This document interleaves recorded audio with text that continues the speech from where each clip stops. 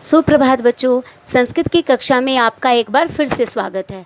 आज बेटा संस्कृत की कक्षा में जो आपको मैं विषय कराने वाली हूँ वह है कारक। तो चलिए मिलकर पढ़ते हैं कारक को। सबसे पहले मैं आपको दिखाऊंगी कारक का पेड़। देखिए कितना सुंदर है ना ये कारक का पेड़। तो चलिए बेटा अब हम करते हैं परिभाषा। कारक संज्ञा व सर्वनाम शब्दों के वे रूप होते हैं जिनका संबंध क्रिया से जोड़ा जाता है। उदाहरण, रामः पुस्तकम पढ़ति। ठीक है बेटा, इसमें पुस्तक क्या है? संज्ञा। और इस पुस्तक शब्द का सीधा संबंध किससे है? पढ़ती क्रिया से ही है। तो ये हुई आपकी कारक की परिभाषा।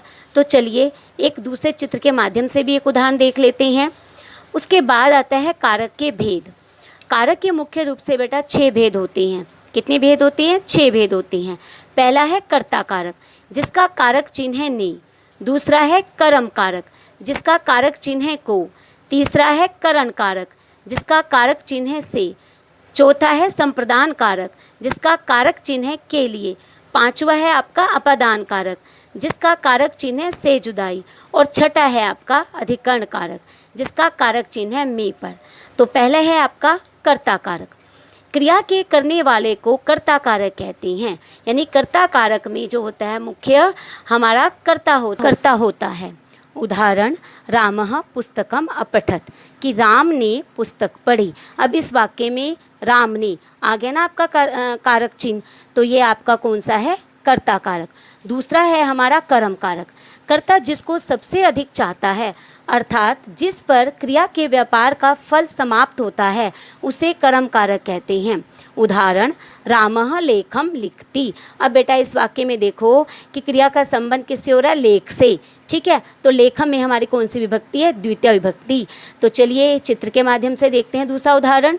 तीसरा है हमारा करण कारक, जिसकी सहायता से कर्ता अपना कार्य पूर्ण करता है, उसे करण कारक कहते हैं। और इसमें तृतीय विभक्ति का प्रयोग किया जाता है। रामः नेत्राभ्याम पश्यति, कि राम किससे देख रहा है? नेत्रों से। तो राम का देखने का कार्य किस साधन के द्वारा हो रहा है? नेत्र से। तो यह है आपका कर्ण कारक। तो चलिए चित्र के माध्यम से देखते हैं दूसरा उदाहरण। चौथा है हमारा संप्रदान कारक, जिसे कोई वस्तु दी जाती है या जिसके लिए कोई कार्य किया जाता है, इसमें हम चतुर्थी विभक्ति का प्रयोग करते हैं और इसे हम कहते हैं संप्रदान कारक। उदाहरण, अध्यापिका बालकाय पुस्तकम ददाति, कि अध्यापिका ने किसके लिए पुस्तक दी? बालक के लिए। तो बालकाय में चतुर्थी विभक्ति है। तो ये है हमारा संप्रदान का उदाहरण। चलिए एक चित्र के माध्यम से दूसरा उदाहरण देखते हैं।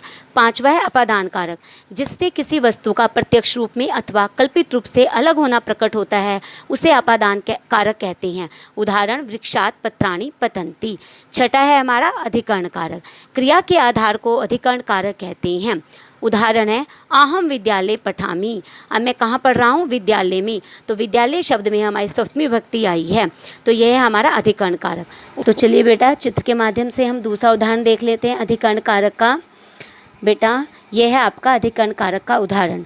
उम्मीद करती हूँ बेटा जो मैंने आज ये कारक का विषय कराया है आपको अच्छे से समझ में आ गया होगा। धन्यवाद।